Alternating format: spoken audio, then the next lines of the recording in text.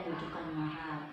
Dari materi yang saya terima dilema etika itu hal kebenaran versus kebenaran.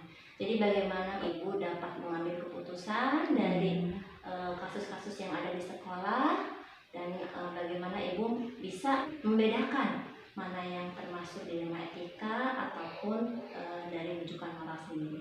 Saya menggali terkait kasus-kasus yang ditemukan di sekolah ini. Kira-kira ada nggak Bu yang terkait kasus ini yang kita bisa membedakan mana itu dilema etika ataupun rujukan moral? Kebetulan ada Ibu, ya itu tentang ya siswa. Ya. Kalau boleh diceritakan siswanya bagaimana Bu? Siswanya? Jadi siswanya itu Bu, kalau setiap harinya dia itu nggak fokus untuk belajar, tidak fokus untuk belajar, terus dia maunya itu bermain terus gitu, bermain ya. Ketika yang lainnya belajar dia main gitu. Terus dia itu punya pikiran gini, kalau misalnya belajar dalam psikomotorik misalnya gitu ya, diajak olahraga tidak mau, itu bukan olahraga katanya gitu. Jadi dia mau menulis, menggambar, menggambar atau mewarnai itu baru mau. Tapi itu juga tergantung dia maunya. Jadi tidak ada ketertarikan ya sama sekali gitu dalam belajar itu. Kalau dalam hal sikapnya tiap hari itu ya, jadi beda di yang lain gitu ya. Ya makanya ibu menyimpulkan bahwa anak itu adalah latar belakangan tuh ya, mungkin itu. Terus ibu menggali apa latar belakang anak tersebut, yaitu dengan cara mengkomunikasikannya dengan orang tuanya, terus dan menyampaikan ketertinggalan di dalam kelas, ya gitu ya. Terus tuntutan orang tua itu ini anaknya tentunya harus mau ke SD. Ya. Jadi gimana itu ibu? Kan ini anaknya seperti ini gitu. Jadi itu dalam dilema yang ketika harus mengambil keputusan, satu sisi anaknya ada ketertinggalan ya Bu ya. Satu sisi tuntutan orang tua pengen anaknya masuk ke jenjang SD. Padahal nih anak ini banyak ketertinggalan. Terkait kasus tadi, langkah-langkah atau prosedur apa yang biasa ibu lakukan selama ini? Jadi kalau membuat langkah-langkahnya, jadi ibu membuat keputusan dulu, kesepakatan dengan orang tua terkait perkembangan anak tersebut ya. Dan kedua itu memberikan pembelajaran yang menarik anak. Terus anak itu kalau misalnya udah merasa tertarik, dikasih duit ya supaya anak itu mau belajar. Apakah hal ini dianggap efektif Bu dalam pembelajaran? Nah itu menurut saya efektif. Jadi dilihat dari kondisinya Bu. Baik Bu, hal-hal apa saja yang menjadi tantangan ibu dalam menyelesaikan masalah kemudian mengambil suatu keputusan? Jadi tantangannya dalam hal kerjasama dengan orang tua ya. Kadang orang tua itu ada yang beralasan misalnya tidak bisa atau sibuk, tidak ada waktu ya seperti itu. Ya mungkin itu harus didiskusikan dulu ibu. Iya, butuh waktu. Ada jadwal tertentu nggak untuk menyelesaikan masalahnya? Misalkan harus hari ini, harus kapan gitu Bu? Itu tergantung kondisinya. Ya. Kalau misalnya kondisinya terdesak, baru itu harus diambil keputusan dia. Kalau misalnya harus membutuhkan waktu, ya mungkin kalau kasusnya lebih misalnya kasusnya lebih tinggi lah gitu ya, tadi ya kasusnya itu harus butuh waktu. Ya, untuk menyelesaikannya. Ya, oke. Apakah ada faktor-faktor yang mempermudah atau mungkin seseorang yang membantu? Itu ada Bu. Iya ada. Contohnya rekan guru, ya yang ada di sekolah aja. Ya. Oke. Mungkin rekan guru itu bisa membantu dalam hal bagaimana? Ya dalam hal kasus anak tersebut, Pak Ibu mencari tahu gimana anak ini, gitu.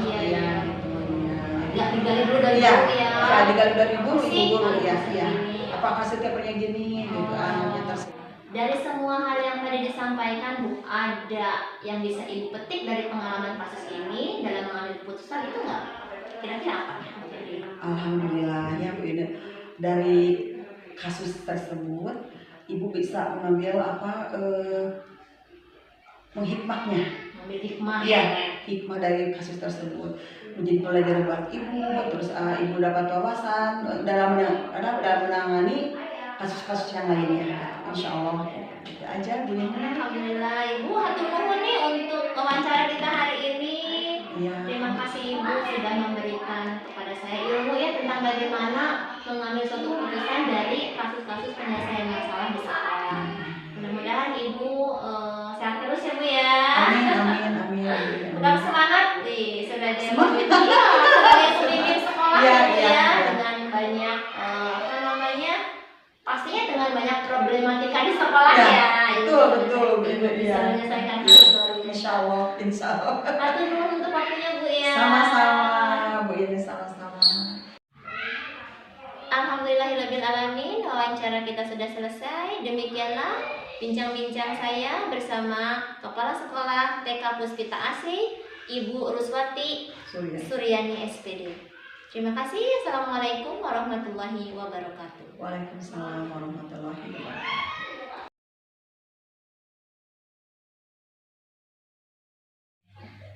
Assalamualaikum Bu Eka. Waalaikumsalam Bu Indah. Mohon maaf nih mengganggu waktunya. Kebetulan ini kita mau ngajak bincang-bincang Bu Eka nih. Bu Eka nggak keberatan kan Bu? Enggak, insya Allah enggak. Saya ada tugas terkait wawancara materi modul 3.1 tentang dilema etika dan rujukan moral. Mungkin saya akan banyak menggali terkait kasus-kasus yang ada di sekolah. Kan Bu Eka sebagai pemimpin sekolah lembaga TKIT Generasi Harapan ini tentunya setiap kita pasti menemukan masalah yang mungkin mereka bisa cerita pernah bertemu dengan kasus-kasus yang membuat dilema Kondisi yang membuat dilema sebagai pemimpin sekolah, bagaimana ketika bertemu dengan masalah mengambil keputusan yang terbaik dan bijaksana. Alhamdulillah Bu Indah, memang saya pun belajar ya untuk menjadi kepala sekolah itu karena tanggung jawabnya untuk melingkupi semua gitu ya. Tentu saya juga banyak belajar untuk mencoba memahami kondisi bu guru, mencoba untuk memahami kondisi sekolah juga, dan tentu melihat kemampuan sekolah gitu ya. Memang betul setiap bu guru pasti memiliki permasalahan, katakanlah begitu ya, baik terkait dengan kebutuhan mereka, kebutuhan bu guru ini dalam hal ekonomi, dalam hal waktu gitu ya. Nah itu akan sangat berkaitan dengan kewajiban mereka pada saat mengajar. Nah, pernah ada kejadian ada miskomunikasi cara penanganan guru terhadap siswa, kemudian berbeda mungkin orang tua memandangnya gitu. Sehingga ada miskomunikasi. Entah itu orang tua merasa anaknya diperlakukan berbeda, entah itu orang tua merasa kurang dihargai gitu ya. Kalau Bapak sendiri untuk seperti kasus yang tadi diuraikan, bagaimana langkah-langkah yang dilakukan kepada guru dan kepada orang tua? Ya, untuk saya selama saya tentu akan mensupport bu guru untuk menyelesaikan. Karena ini miskomunikasi, saya tidak akan langsung turun tangan menyelesaikan. Tapi saya akan mensupport bu guru untuk membuka komunikasi yang baik agar masalah ini selesai dulu. Nah, kalau misalnya ternyata ini tidak selesai, baru saya akan membantu untuk menyelesaikan masalah itu. Menurut mereka, ada tidak yang dilanggar dari kasus ini? Kalau soal dilanggar atau tidak, itu kembali kepada SOP.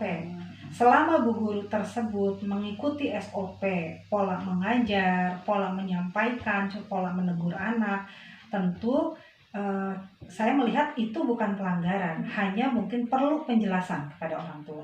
Tugas saya adalah melihat dari kedua sisi, dari sisi orang tua dan sisi bu guru. Kemudian saya mencoba dengan mendengar dari dua sisi itu, saya bisa membaca suasananya seperti apa. Itu ada tantangan nggak Bu dalam memutuskan dua antara orang tua dan guru? Untuk mereka sendiri tantangannya apa? Tantangan yang saya hadapi adalah yang pertama, kalau untuk bu guru tentu saya lebih mengenal karakter bu guru karena kita hampir setiap hari bertemu ya. Tapi untuk orang tua saya harus lebih berhati-hati karena pertama, kadang orang tua itu memiliki ego tersendiri. Nah ini yang harus kita berhati-hati. bagaimana kita memahami posisi beliau sebagai orang tua tanpa mengurangi penghargaan beliau terhadap guru. Jadi pada saat saya bicara kepada orang tua, saya memberikan penekanan-penekanan terhadap hal-hal yang memang seharusnya disitulah posisi orang tua. Ketika kasus muncul, yang mereka lakukan saat itu diselesaikan, diambil keputusan, atau ada jadwal tertentu menunggu semua? Tergantung kasusnya. Oh, tergantung kasusnya. Jadi pada saat biasanya kan kita suka ada evaluasi ya, walaupun mungkin tidak begitu sering ya, tapi kita dalam evaluasi atau di luar waktu evaluasi pun Bu Guru boleh menyampaikan langsung pada saya kalau memang berhadapan dengan kondisi yang perlu segera diselesaikan. Kalau Ya. untuk kasus ini Bu Eka, adakah yang selama ini bisa mempermudah atau membantu Bu Eka dalam mengambil keputusan tadi? Iya, sebetulnya yang bisa membantu atau mempermudah itu yang pertama sekali adalah tentu sejauh mana seorang kepala sekolah mengenal karakter gurunya. Itu. Mungkin ada lagi untuk strategi bagaimana mengambil keputusan dari masalah yang muncul pada kasus ini. Selain itu. Jadi tadi ya bahwa permasalahan namanya kita berinteraksi pasti akan ada gitu ya, akan ada, dan pada saat ada permasalahan yang pertama memang harus ada harus membuka komunikasi itu ya, harus membuka komunikasi, karena kalau tidak dibuka komunikasi gimana kita menyelesaikan masalah. Dan pada saat membuka komunikasi ini memang terutama kita mungkin dari pihak guru harus berada dalam posisi menerima apapun nanti yang disampaikan oleh orang tua gitu. Jadi langkah-langkahnya tadi pada saat kita berhadapan dengan masalah, yang saya lakukan biasanya adalah mencoba mendengarkan dari kedua belah pihak, dari pihak guru maupun dari pihak orang tua. Ya, jadi terkait masalah ini apa nih, sehingga saya bisa lebih melihat. Nah, melihat ini sebetulnya titik temunya di mana, miskomunikasinya ada di mana. Kemudian yang kedua adalah, dan ini utama menurut saya ya, adalah bagaimana saya mungkin sebagai kepala sekolah mengenal karakter guru kita, guru saya. Dari kasus-kasus yang tadi mungkin ya, pembelajaran apa yang bisa Bu Eka petik? Gitu ya. Yang pertama yang alhamdulillah kalau buat saya ya, jadi saya bisa mengelola sekolah katakanlah begitu ya, walaupun tentu bukan karena saya sendiri, ini juga karena bantuan Bu Guru semua. Yang saya ambil pelajaran adalah bagaimana kita memahami orang lain itu gitu ya, karena yang namanya kita ngasuh anak-anak di TK gitu ya, ngasuh anak-anak tidak terlepas dari orang tua mempercayakan kepada kita. Pada saat kepercayaan itu sudah diberikan, maka kita harus menjaga kepercayaan itu. Menjaganya dengan apa? Dengan menjaga bahwa kita menunjukkan sikap-sikap yang memang layak dipercaya. Jadi yang harus kita lakukan, pelajaran berikutnya kalau buat saya adalah bagaimana kita menampilkan diri kita di depan orang tua itu dengan kepercayaan diri. Bahwa memang kita layak dipercaya. Gitu, layak dipercaya. Caranya seperti apa? Tadi kalau misalnya ada miskomunikasi, segera selesaikan. Jangan dibiarkan berpanjang-panjang. Masya Allah kalau buat saya sih, menjalani peran guru atau saya kepala sekolah ini adalah kesempatan belajar luar biasa. Belajar memahami, belajar berempati dengan lebih banyak lagi ya. Kemudian insya Allah kita jadi lebih dewasa, pasti lebih dewasa. Karena mau gak mau kita harus mendahulukan kepentingan orang dibandingkan kepentingan kita. Betul. Iya kan? Jadi melihat dulu kebutuhan orang banyak. Nah, iya. Kalau mengambil keputusan kita harus memikirkan kira-kira kalau saya bersikap begini, ini dampaknya gimana nih, gitu. Itu kan kedah dibolak-balik ya. Bahkan mungkin kita ngobrol dengan rekan sejawat, ngobrol dengan kepala sekolah, gimana nih menghadapi begini, kekhawatiran. Jadi gini Bu, kalau menurut saya guru dan kepala sekolah itu seperti satu tim ya. Jadi harus sama-sama menjaga komunikasi, sama-sama menjaga nama baik, itu tuh harus. Sehingga dengan seperti itu ya, setiap permasalahan yang ada tuh jangan sungkan disampaikan. Masya Allah. Ya Bu Eka, terima kasih nih untuk semuanya wawancara kita kali ini, luar biasa. Saya juga akan banyak belajar bagaimana Bu Eka dalam menangani kasus-kasus, kemudian mengambil keputusan yang tepat, adil, bijaksana. Kalau tadi saya simak, Bu Eka mengambilnya berdasarkan kebutuhan orang banyak, kebaikan orang banyak mungkin ya. Iya. Luar biasa Bu Eka. Hatur nuhun untuk waktunya. Sami-sami. Baik, terima kasih untuk semuanya yang menyimak tayangan saya hari ini. Saya tutup dengan Assalamualaikum warahmatullahi wabarakatuh. Waalaikumsalam warahmatullahi wabarakatuh.